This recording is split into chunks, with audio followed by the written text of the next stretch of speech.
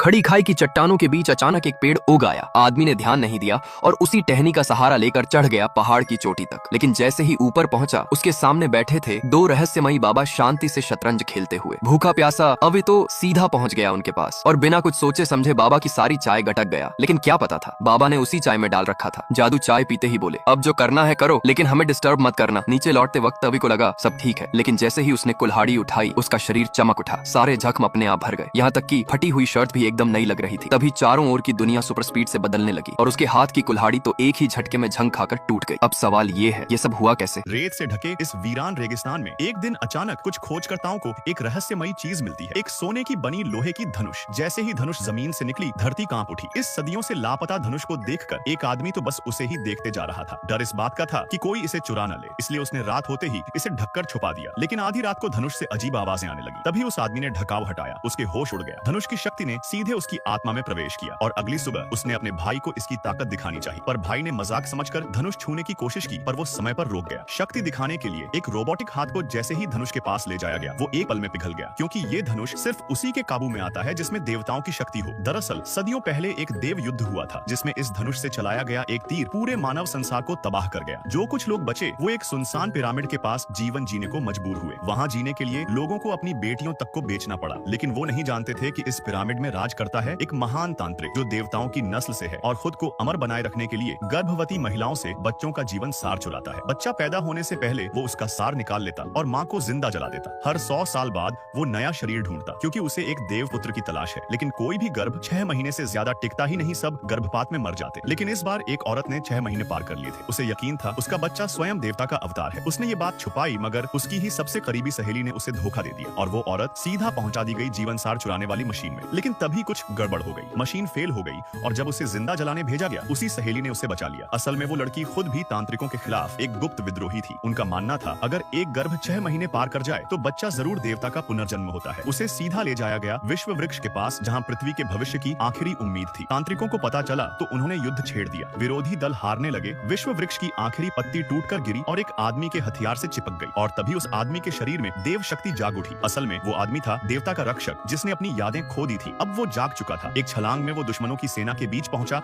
और केवल एक बार से युद्ध समाप्त कर दिया। औरत बच गई, लेकिन असली खतरा अब शुरू हुआ, क्योंकि तांत्रिक ने अब तक बच्चे का सार चुरा लिया था। अब वो जवान हो गया था, फिर से 18 साल का और उससे भी ज्यादा खतरनाक। अब वो बन चुका था देवताओं की शक्ति का स्वामी और एक बार फिर देवताओं का महायुद्ध शुरू होने वाला है। इस राजकुमारी को गुस्सा बिल्कुल भी नहीं आता। सुबह उठते ही सबसे पहले वो अपने चेहरे को हीरे मोतियों से धोती है, जिससे उसका चेहरा हो जाता है चमकदार, चिकना और पानी सा साफ। इसके बाद वो अपने प्यारे गोल्डन बीस्ट के साथ टहलने निकलती है। खुशमिजाज मौसम, नीला आसमान और